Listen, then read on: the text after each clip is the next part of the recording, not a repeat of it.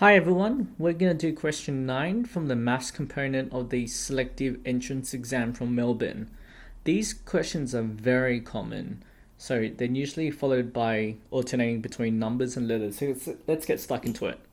The first letter, as you can see, is here C. So how do you jump from C to E?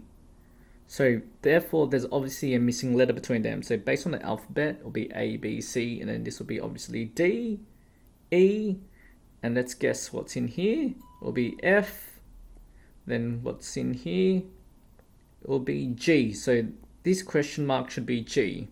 Sorry about being cut off there. But to confirm our answer, we're going to test it. So after G, it'll be H.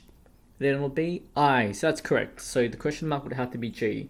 And if you watched some of our previous videos, crossing out is a very good method to use in multiple choice style exams. So since it's G, we immediately cross out D, we immediately cross out answer B. So it can't be B or it can't be D. Now it can be E because the number can also be wrong. So obviously the options now are A, C, and E in case you run out of time in the exam. So let's go with the numbers.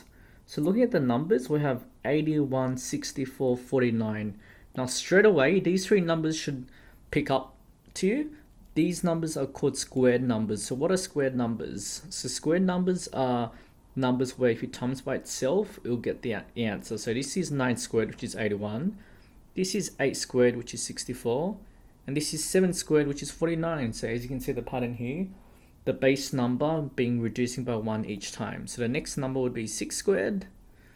And this would give you 6 squared would be 36. 6 times 6 is 36. So if it's G and 36, the best answer would be A. So the answer for this question is A. Hope I've helped everyone.